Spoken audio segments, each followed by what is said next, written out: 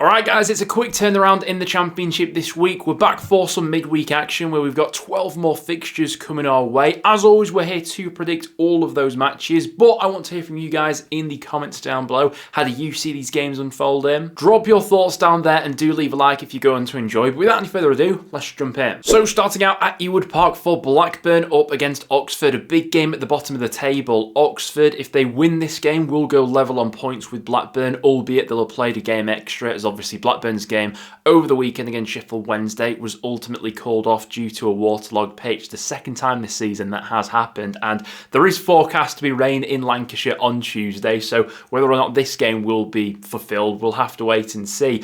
It's a tricky one really because Blackburn just cannot get into their groove at home. Obviously they were winning that game against Sheffield Wednesday prior to it getting called off, but the overarching problems at Ewood Park have existed for quite a while now.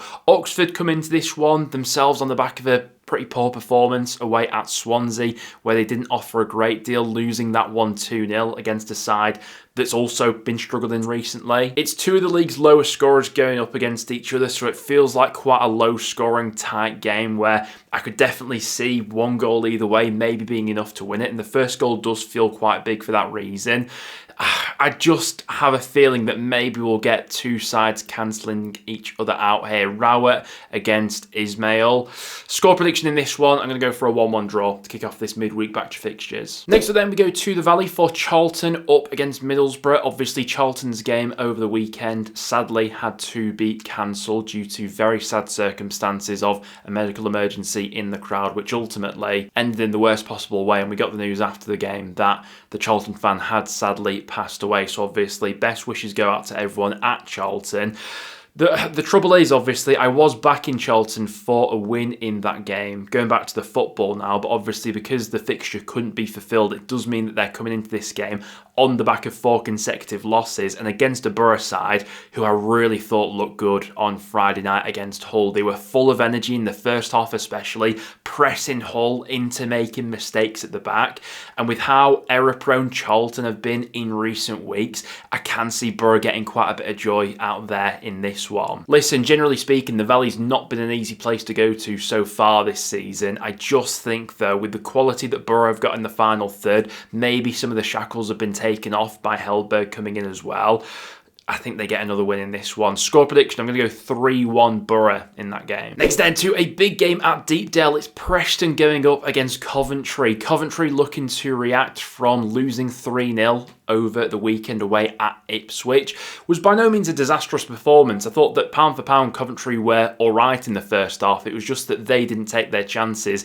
Ipswich did, and obviously in the second half it just got away from them a little bit. Now Coventry would be making history if they were to come to Deepdale and win this game, as in a league fixture Coventry have never won at Deepdale, which is an absolutely bonkers stat, but for whatever reason North End have always tended to get the better of this fixture, especially at Deepdale. And so we're playing Coventry at quite an interesting time of the season. It is worth stressing that the last time Coventry did lose in the league, when they lost that game against Wrexham, they then bounced back by winning their next 5 games on the bounce, and I wouldn't be at all surprised if this side had another similar run in them. Obviously both teams dealing with a few injuries at the moment. From a North End perspective, we are slowly starting to get players back from injury though. Harrison Armstrong returning over the weekend. He came off the bench in the second half against Wrexham to score the equaliser in that game. And in terms of a performance from North End over the weekend, I thought we were pretty good against Wrexham actually, and on another day could have very easily won that game with all the chances we had. It was just Arthur Okonkwo in net for Wrexham had an absolute worldie in the end. Concern for North End still is I do think we have a mistake in us at the back, especially with Lewis Gibson out injured at the moment, and that's obviously something that the league's top scorers can look to take advantage of. If Coventry are back at their best for this game, they're more than capable of winning this one by a couple of goals. But on the backdrop of the weekend, Coventry's historical form at Deepdale, I do think there could be something in this one for Preston. Score prediction for me, I'm going to go for a 1-1er. Fancy that one to end level. Next then to Bramall Lane for Sheffield United up against Norwich. Norwich not the worst over the weekend against Watford. On another day could have easily got at least a point, maybe even could have won that game with the chances they had. It does still feel like defensively they still have a mistake in them. I think that attacking wise they've looked much more fluid in recent weeks under Clement, but at the opposite end of the pitch, they're still looking a little bit fragile. They have conceded 9 goals in their last 4 matches. And going up against a Sheffield United side who are looking full of confidence right now, arguably the league's form team at the moment. It's 4 wins on the bounce for Wilder's side, coming off the back of a really commanding performance over the weekend against Stoke when they put them to the sword at Bramall Lane.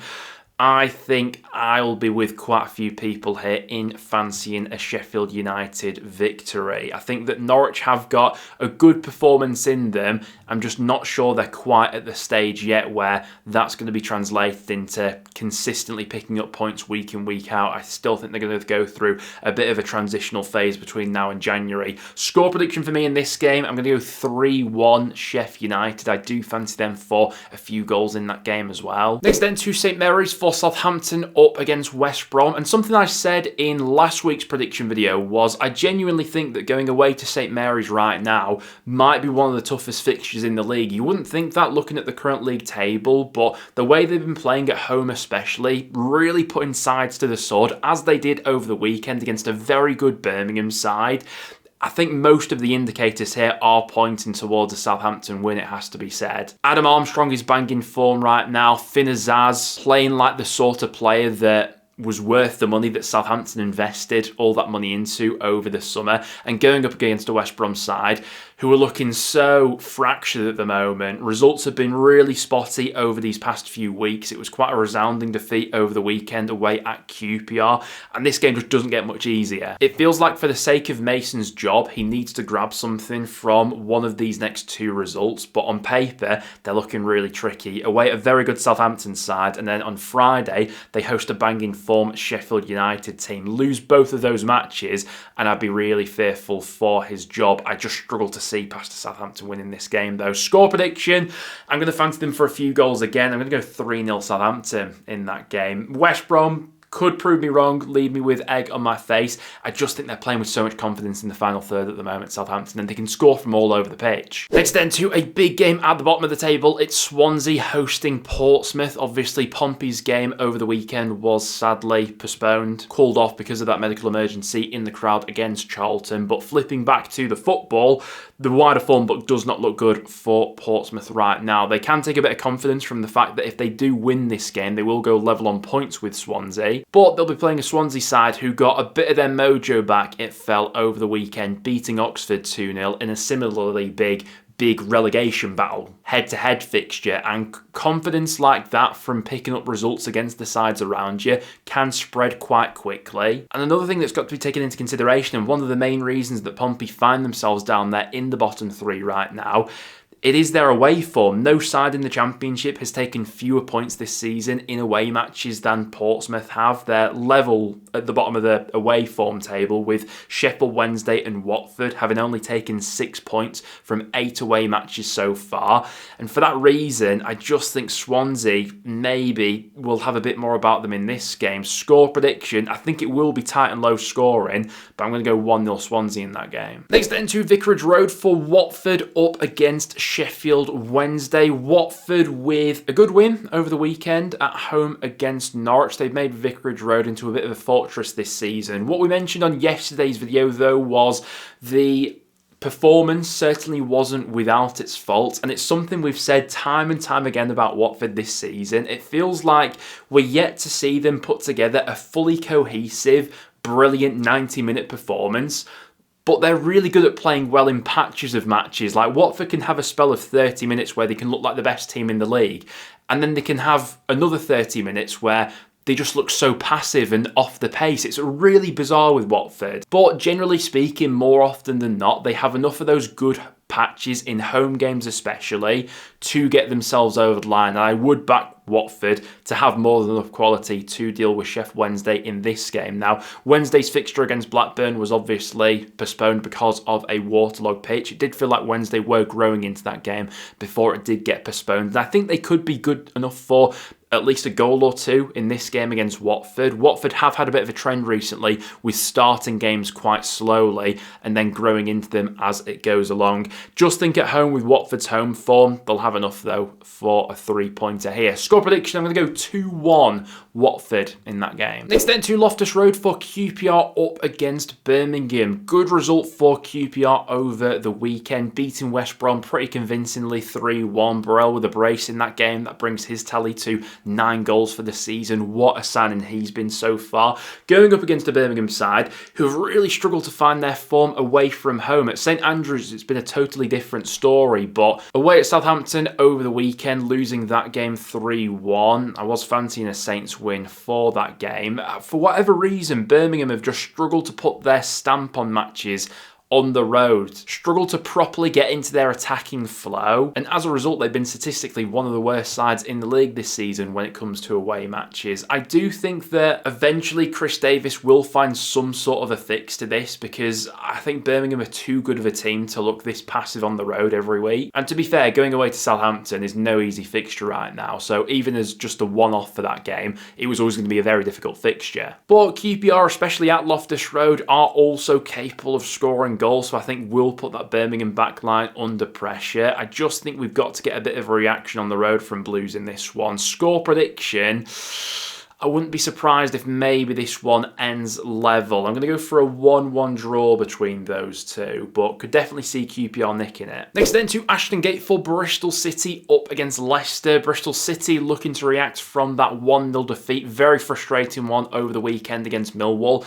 They had an abundance of chances in that game, but were hit by that sucker punch in the second half from Millwall, and most annoyingly probably had a goal ruled out right on the verge of the full-time whistle being blown for an offside, which shouldn't have been given as an offside. So looking to bounce back in this game against the Leicester side, who have been very up and down recently. Brilliant win and a much needed one for Marty Cifuentes' side as they went away to Derby and won 3-1. I've still got a question mark over them long term and Cifuentes' ability to consistently get the best out of that group of players. And do you know what? I actually think that weirdly this could be a fixture that somewhat suits Bristol City. I think the way that Struber sets them up, they're much better geared to playing sides who want to have the ball. Leicester have been one of the top sides this season in terms of average possession.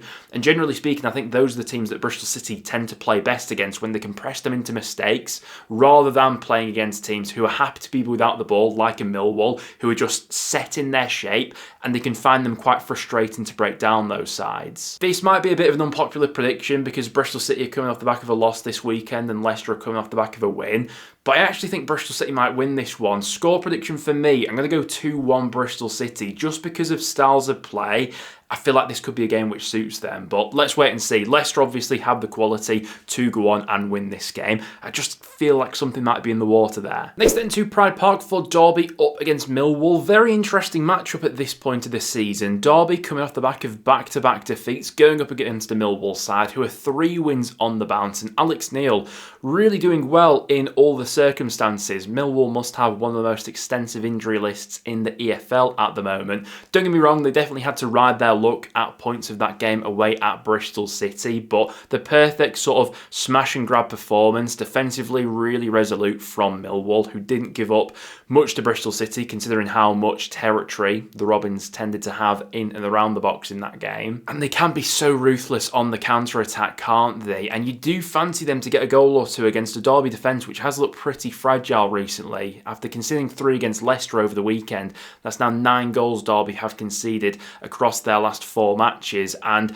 Derby have been a really weird one this season because stereotypically you associate John Eustace sides with being tough to play against, tough to score against. It's usually the defensive solidity that he builds his teams upon.